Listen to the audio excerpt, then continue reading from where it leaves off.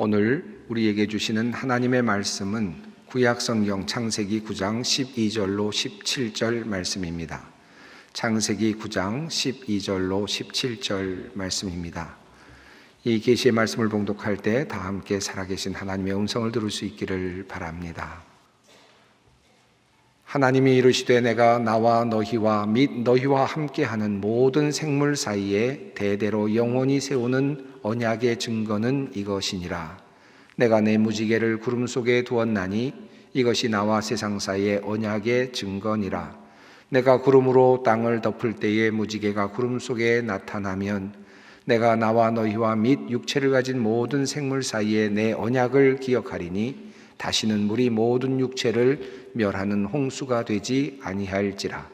무지개가 구름 사이에 있으리니 내가 보고 나 하나님과 모든 육체를 가진 땅의 모든 생물 사이에 영원한 언약을 기억하리라.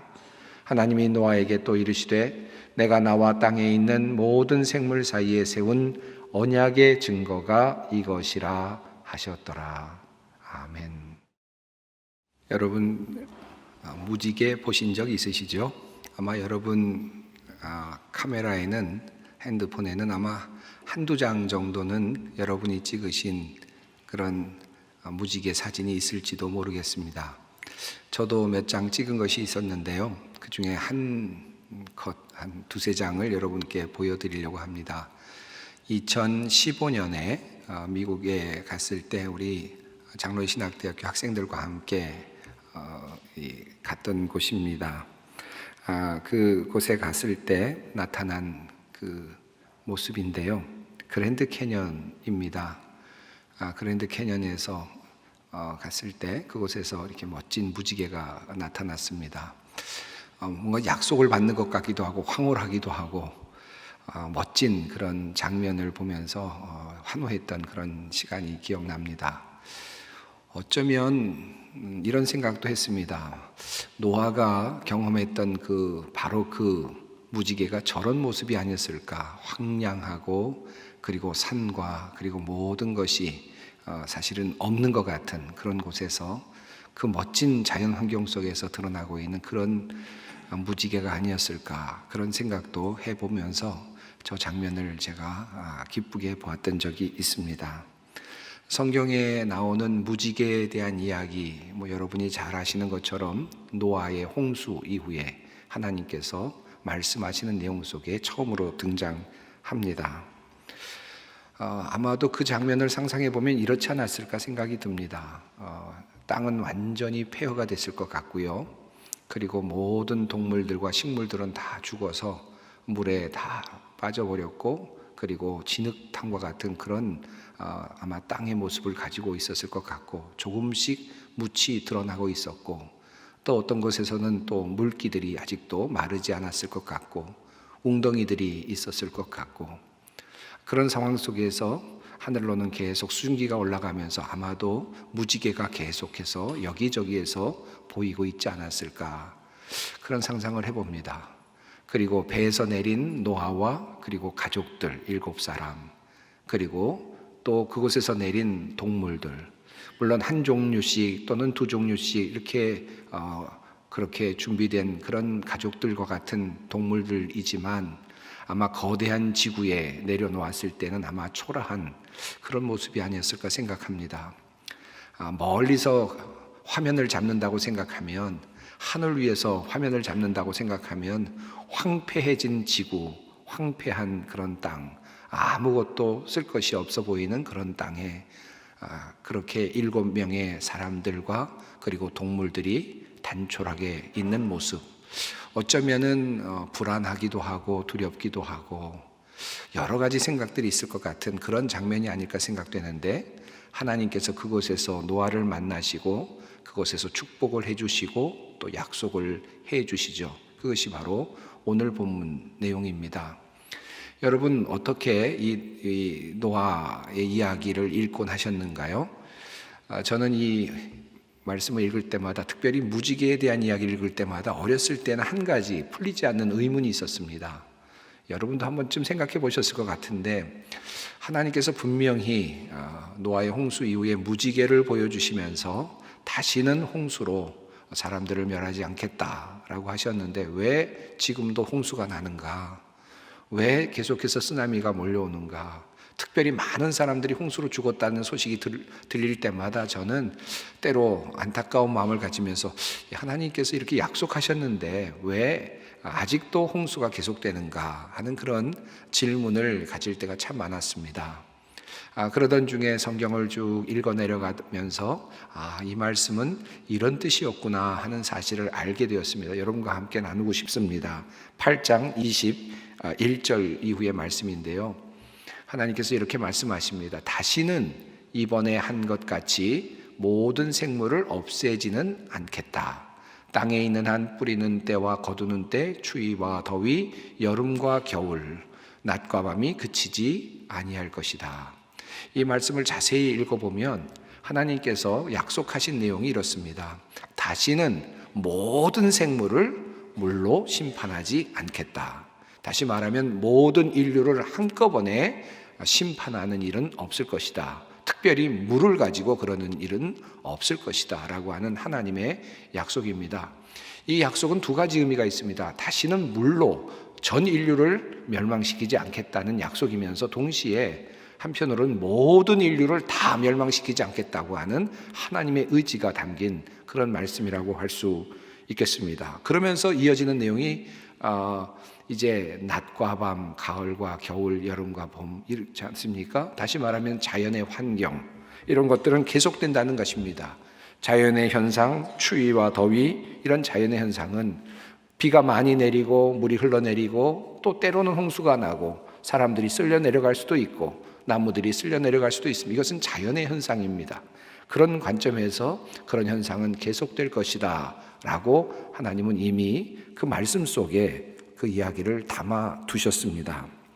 오늘 저는 이 노아의 이야기, 특별히 무지개의 이야기와 함께 여러분과 함께 이 이야기를 나누면서 두 가지 관점에서 오늘 본문을 살펴보려고 합니다. 첫 번째는 왜 하나님은 무지개를 두셨는가?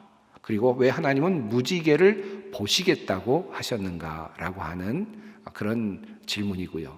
두 번째 질문은 그 무지개는 그렇다면 무엇인가라고 하는 질문입니다. 이 각 질문에 대해서 한 가지 단어들을 떠올리면서 여러분과 함께 이야기를 나누고자 합니다. 첫 번째, 왜 하나님은 무지개를 언약의 도구로 삼으셨는가 하는 것입니다. 이것을 살펴보기 위해서 첫 번째로 한 단어를 살펴볼 필요가 있습니다. 하나님께서 주시는 귀한 말씀 속에 이 보다라고 하는 단어가 있습니다. 이 히브리어로 라라고 하는 단어인데요. 오늘 본문 속에 자주 등장하는 그런 말씀입니다. 보다라는 단어입니다.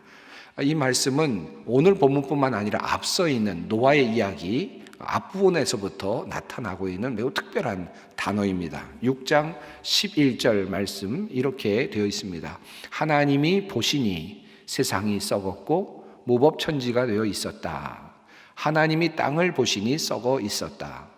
살과 피를 지니고 땅 위에 사는 모든 사람들의 삶이 속속들이 썩어 있었다.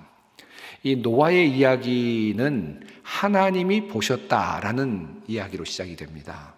하나님이 보셨다. 누구를 보셨는가? 사람을 보셨다. 생명체를 보셨다. 그런데 어떤 평가를 하십니까? 속속들이 썩어 있었다.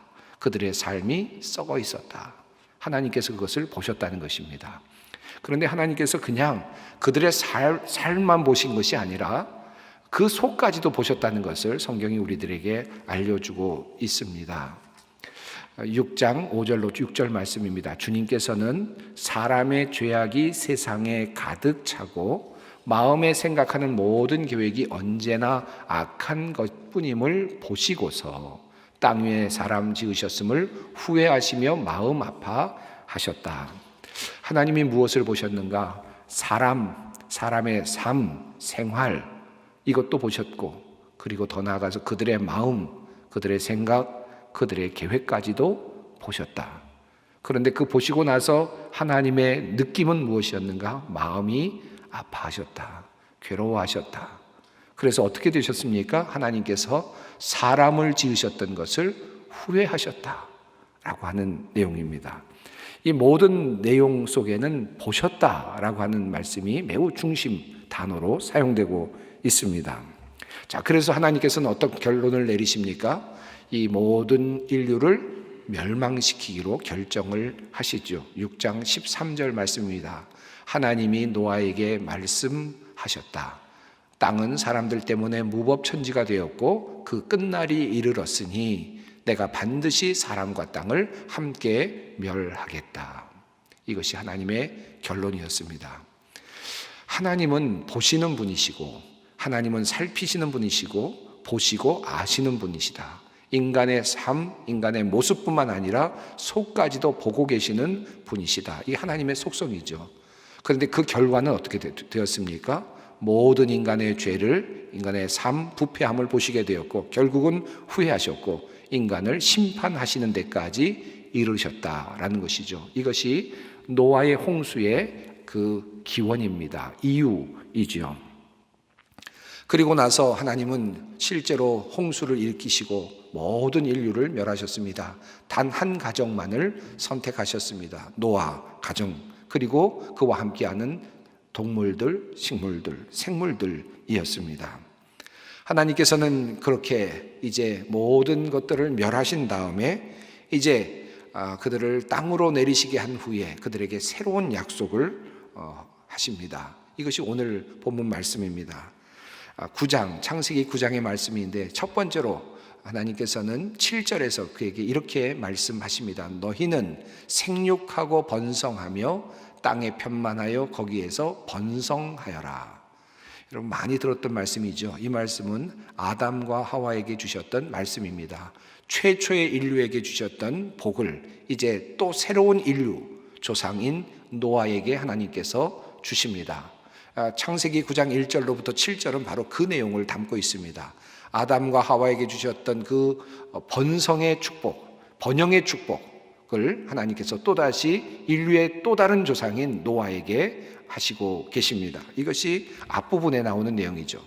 그리고 나서 8절부터 17절까지는 오늘 읽었던 말씀이 있는 그 부분입니다. 바로 무지개를 약속하시는 바로 그 부분입니다. 이 부분에 보신다라고 하는 내용이 나타납니다. 한번 확인해 보려고 합니다. 하나님이 이르시되 내가 나와 너희와 및 너희와 함께하는 모든 생물 사이에 대대로 영원히 세우는 언약의 증거는 이것이니라. 내가 내 무지개를 구름 속에 두었나니 이것이 나와 세상 사이의 언약의 증거니라. 내가 구름으로 땅을 덮을 때에 무지개가 구름 속에 나타나면 내가 나와 너희와 및 육체를 가진 모든 생물 사이에 내 언약을 기억하리니 다시는 물이 모든 육체를 멸하는 홍수가 되지 아니할지라. 읽어 내려가던 이 말씀 속에 여러분 보다라는 단어가 보이십니까? 여기 무지개가 구름 속에 나타나면이라고 하는 이 표현 속에 보다라고 하는 나 단어가 사용되고 있습니다. 무지개가 나에게 보여지게 되면, 보여지게 될 때에 라고 하는 그런 표현으로 나타나죠. 그리고 또 이어지는 장면 속에 보다라는 단어가 또 등장합니다. 무지개가 구름 사이에 있으리니 내가 보고 나 하나님과 모든 육체를 가진 땅의 모든 생물 사이에 영원한 언약을 기억하리라. 여기에서 매우 중요한 그 표현의 변화가 나타나는데요. 앞부분에서 6장부터 나오는 단어, 이 보다라는 라 단어는 누구를 향하여 보고 있는가 하면 인간을 향하여 보고 있는 것을 보게 됩니다. 다시 말하면 인간의 그 부패함, 인간의 삶, 인간의 헛된 생각 이런 것들을 하나님께서 보셨다라는 것입니다. 그런데 창세기 9장으로 넘어가면 보다라는 똑같은 단어가 사용되는데 전혀 다른 것을 보시겠다는 겁니다. 무엇을 보시겠다고 하십니까? 무지개를 내가 보겠다. 그리고 무지개가 나에게 나타나면 이게 본다라는 단어가 무지개와 연결되어 있습니다. 한 걸음 더 나아가서 이 단어는 내가 본다라는 단어로 하나님의 주체, 하나님의 어떤 주권적인 어떤 의지를 표현하고 있습니다. 이 창세기 9장에 있는 말씀을 자세히 살펴보면 이 무지개를 보여주시면서 너희가 이제부터 무지개를 보아라. 너희가 무지개를 볼 것이다. 무지개를 보면서 기억하여라. 인간들에게 명령하지 않으셨습니다. 이 무지개를 띄우시면서 하나님께서 말씀하시기를 이 무지개는 나를 위해 존재한다.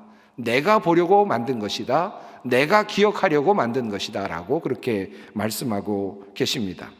다시 말하면 이 무지개는 하나님을 향하여 말을 걸어오는 하나님의 기억을 다시 되살려주는 역할을 하는 존재로 나타납니다. 다시는 인간을 심판하지 않겠다, 다시는 인간을 멸절시키지 않겠다라고 하는 하나님의 그 결심을 상기시켜드리는 그런 역할을 감당하는 도구로 바로 이 무지개가 사용된다라는 말씀입니다. 자, 그렇다면 왜 이런 변화가 일어났을까요? 창세기 6장에서는 하나님께서 사람을 보셨는데, 그런데 창세기 9장에서 노아 이후에는 사람을 보겠다라고 하는 말씀을 하지 아니하시고 내가 무지개를 보겠다라고 그렇게 말씀을 바꾸시는 이유가 무엇일까라는 것입니다. 이미 하나님은 알고 계셨던 것입니다. 이들도 역시, 이 노아의 후손들도 역시 하나님을 결국은 떠나게 될 것이라는 사실을 하나님은 이미 아셨죠. 악한 생각으로 가득 차게 될 것이라는 사실을 알았죠. 죄를 지으며 살아갈 것이라는 사실도 하나님은 이미 예상하고 계셨습니다. 한 걸음 나아가면 노아 자신도 하나님 앞에서 결국은 실수할 수 있을 것이라는 사실도 하나님은 알고 계셨던 것이죠. 그래서 하나님은 이제부터는 그 죄인인 인간, 보면 화가 나고 보면 죄를 짓고 보면 안타까운, 보면 후회하게 되는 그 인간을 이제는 보지 않기로 결정하셨다는 뜻입니다. 그리고 이제는 내가 너희를 결코 멸절시키지 않겠다고 했던 그 약속인 무지개를 그때마다 보려고 한다라고 하는 그런 말씀입니다. 사실 그렇습니다. 노아 역시 얼마 후에 부끄러운 일을 경험하거든요. 바로 그 이야기가 뒤에 따라 나오죠. 여러분, 이 노아가 어떻게 됩니까? 포도주를 잔뜩 마시고 취해서 벌거벗은 채로 잠이 들었다라고 하는 내용이 바로 뒤에 나옵니다. 하나님께서 그 노아를 보셨으면 어떤 마음이셨을까요? 야, 내가 너를 구해줬는데 그 중에서 하나 선택해서 찾아서 너를 선택된 민족으로 조상으로 삼았는데 술 취해가지고 저렇게 벌거벗고 취해서 이렇게 자고 있는 모습 너마저도 그러냐? 하나님께서 만약에 노아를 보셨다면 진노하시고 어쩌면 또다시 후회하시고 그의 생명을 거두어 가실 수도 있었을지 모릅니다. 그런데 하나님께서는 그때 아마 무지개를 보셨을 것 같아요. 하나님께서 노아를 보지 아니하시고 무지개를 보셨을 것 같습니다. 그런데 재미있는 것은 이 보다라는 표현이 그 뒤에 또 나온다는 겁니다. 이야기가 이렇게 이어집니다. 이 함이 이렇게 술 취해서 벌거벗고 누워있는 아버지의 육체를 봅니다. 여기도 라가 사용이 돼요. 봅니다. 그런데 그걸 보고는 그의 수치를 가려주지 않아요. 도리어 그것을 사람들에게 알리고 그 수치를 드러냅니다. 하나님께서 그것을 옳게 보지 않으셨지요. 그러나 그의 동생들 셈과 야벳은 뒷걸음쳐 들어가면서 아버지의 그 수치를 가려주지요. 하나님께서 그것을 기쁘게 여기셨습니다. 어찌 보면 왜 이런 이야기가 나왔을까? 그렇게 생각되는 이야기의 흐름인데, 보다라고 하는 이 단어와 연결시켜 이해한다면 그 뒤에 나오는 함과 셈과 야벳의 이야기도 충분히 이해가 됩니다. 어떤 뜻이 있겠습니까?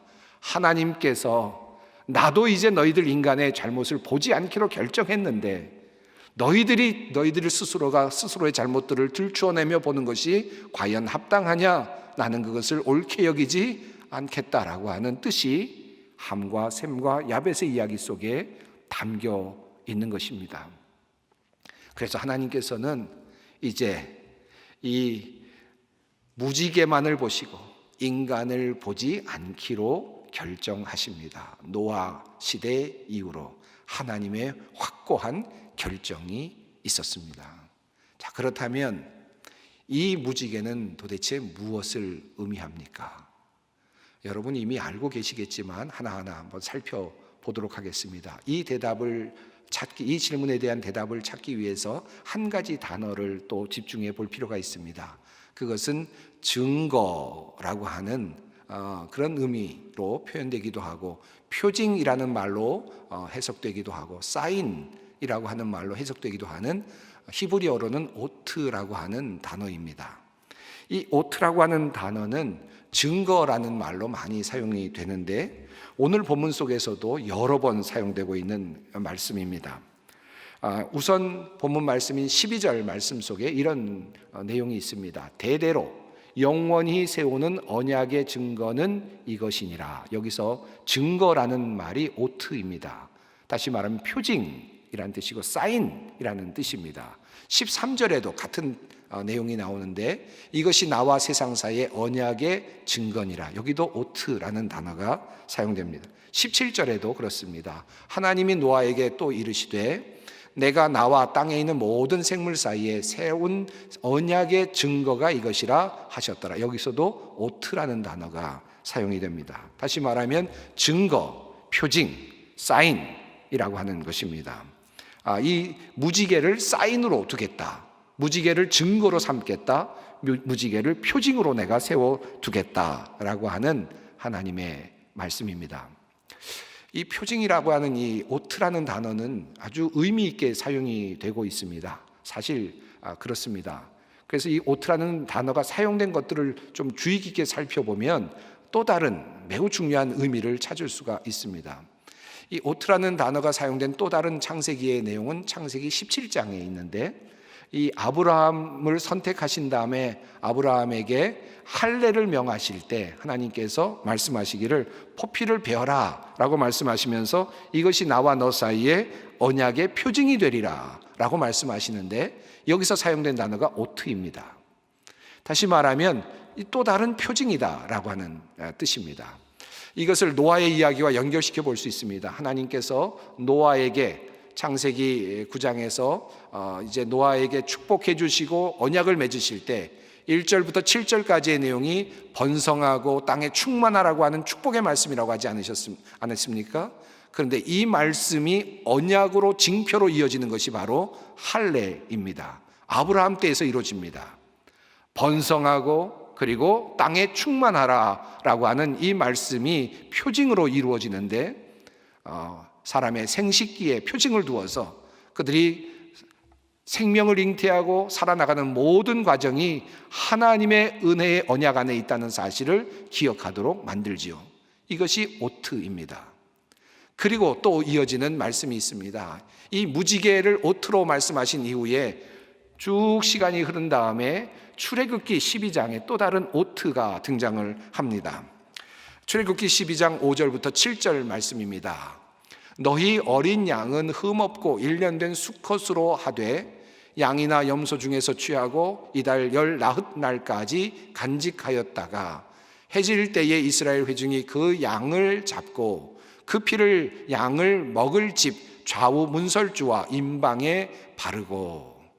이곳에 이제 중요한 오트가 등장을 하는데 이 말씀은 출애굽하기 직전에 이스라엘 백성들이 이제 막 애굽에서 탈출하기 직전에 마지막 재앙, 장자가 죽는 재앙이 일어나기 직전에 이스라엘 백성들에게 하나님께서 특별하게 당부하신 말씀이죠. 6월절 어린 양을 잡으라는 것이었고 그 양의 피를 문설주에 바르라는 것입니다. 그리고 나서 주님께서 이렇게 말씀하셨습니다. 내가 그 밤에 애굽 땅에 두루 다니며 사람이나 짐승을 막론하고 애굽 땅에 있는 모든 처음 난 것을 다 치고 애굽의 모든 신들을 내가 심판하리라. 나는 여호와라. 내가 애굽 땅을 칠 때에 그 피가 너희가 사는 집에 있어서 너희를 위하여 표적이 될지라. 내가 피를 볼 때에 너희를 넘어가리니 재앙이 너희에게 내려 멸하지 아니하리라. 여기에서 너희를 위하여 표적이 되리라 라고 하는 단어가 바로 오트입니다. 여러분, 문설주에 어린 양의 피를 바르라고 했는데 그것이 바로 오트다. 이것이 증거가 된다. 하나님의 사자가 이제 죽음을 들고 이스라엘 백성들뿐만 아니라 모든 장자들을 죽이기 위해서 내려올 때에 집집마다 들어가려고 할 때에 그 문 앞에 어린 양의 피가 묻혀 있으면 그것을 그냥 지나갈 것이다. 그것으로 들어가 보지 아니하고 지나갈 것이다. 유월할 것이다 라고 말씀하시면서 그것이 우리의 사인이 될 것이다. 그것이 우리의 징표가 될 것이다 라고 주님은 말씀하십니다. 여러분, 이 어린 양의 피가 또 다른 오트입니다. 여러분, 이 어린 양의 피가 무엇일까요? 이미 여러분은 알고 계실 겁니다. 그러나 구약 시대에 살고 있었던 사람들은 이 말이 무슨 의미였는지 당시로서는 잘 이해하지 못했을 수도 있겠습니다. 선지자를 통하여서 하나님께서 또다시 이 오트를 설명하셨는데 이사야서 7장 14절 말씀입니다. 그러므로 주께서 친히 징조를 너희에게 주실 것이라. 보라, 처녀가 잉태하여 아들을 낳을 것이요 그의 이름을 임마누엘이라 하리라. 여기에도 오트라는 단어가 사용됩니다. 너희에게 징조를 주실 것이다. 처녀가 잉태하여 아들을 낳을 것이니 그의 이름을 임마누엘이라 하리라. 누구입니까? 예수 그리스도이십니다. 사랑하는 성도 여러분, 성경 말씀은 정말 신비로 가득 차 있습니다. 파고 또 파도 놀라운 말씀들이 늘 그곳에 숨겨져 있음을 보게 됩니다. 하나님께서는 노아의 이야기 속에서 아주 귀중한 표징을 하나 숨겨두셨습니다. 그것은 바로 무지개입니다. 내가 무지개를 구름 속에 두리라 약속하십니다. 이 구름은 심판의 근거가 되는 바로 그 자리죠. 진노의 근거가 되는 자리입니다. 구름은 물기로 가득한 것이고 구름이 내려가면 비가 되죠. 하나님은 또다시 구름을 내려 보내셔서 그곳에 모든 인간들을 죽일 수도 있는 그런 능력을 갖고 계신 분입니다. 그런데 그 심판의 도구가 될 수 있는 그 구름 속에 하나님께서 바로 무지개를 두시겠다. 그리고 이제 사람을 보다가 사람에 대해서 화가 나고 사람에 대해서 실망하고 또다시 심판하고 싶은 마음이 들어서 다시 구름을 쳐다보면서 구름을 가지고 또다시 심판할까 생각을 하게 될 때에 그 속에서 무지개를 발견하시고 그가 다시 참기로 했던 그 기억을 되살리시겠다라고 주님께서 약속하셨습니다. 내가 이것을 보면 너희를 다시 심판하지 않으리라 약속했던 그 약속을 기억하리라. 그리고 진노를 멈추리라. 하나님의 의지가 담긴 것입니다. 사랑하는 여러분, 이 무지개가 무엇입니까? 출애굽의 자리에서 영원한 어린 양의 피로 다시 나타나는 그 무지개. 그 무지개는 바로 임마누엘의 모습으로 나타나신 예수 그리스도이십니다. 예수 그리스도의 십자가, 골고다 언덕, 저주의 자리, 그 자리에서 하나님은 십자가를 보십니다. 예수 그리스도의 십자가는 우리로 하여금 보게 하려는 의도도 있는 십자가이지만 사실 그 십자가는 하나님께서 보시는 십자가입니다. 하나님께서 그 십자가를 보시고 인간을 향한 그 심판의 의지를 꺾으시고 다시 그 화를 내려놓으시는 것입니다. 예수 그리스도의 십자가, 그 십자가가 바로 무지개입니다. 불꽃 같은 눈으로 살피시는 하나님, 우리의 죄를 찾으시면 못 찾으실 리가 없는 그분이 우리를 보시지 아니하시기로 결정하시고 우리의 죄를 샅샅이 살피지 아니하시기로 결정하시고 그 당신의 눈을 십자가에 고정하시고 무지개에 고정하시고 우리를 향한 진노의 마음을 내려놓으시기로 결정하시는 것입니다. 사랑하는 성도 여러분, 나의 죄를 보지 아니하시는 하나님, 나의 죄를 보지 않기로 결정하신 하나님, 도리어 갈보리 언덕의 그 십자가 예수 그리스도, 참된 유월절의 어린 양, 참된 무지개이신 우리 주님, 그 주님만을 보시기를 원하시는 하나님, 그 하나님을 우리가 오늘 다시 생각하는 것입니다. 우리는 은혜로 구원받은 것입니다. 노아의 이야기가 이미 그 수천 년 전에 하나님의 의지를 우리에게 복음으로 전해주고 있습니다. 이 기쁜 소식 우리 모두에게 전하여지기를 우리 주님도 기뻐하실 것입니다.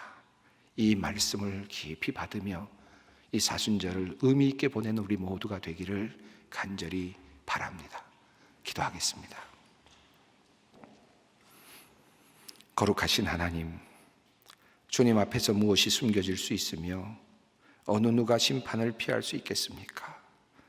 우리의 죄를 보지 않으시기로 작정하시고 구름 속에 무지개 골고다에 예수 그리스도를 두시고 우리를 구원하여 주신 주님 감사합니다. 이 복음을 마음에 새기며 감사하는 우리 되게 하시고 주님의 십자가를 다시 깊이 감사함으로 묵상하는 사순절이 되게 하여 주시옵소서. 우리 주 예수 그리스도의 이름으로 기도드리옵나이다. 아멘.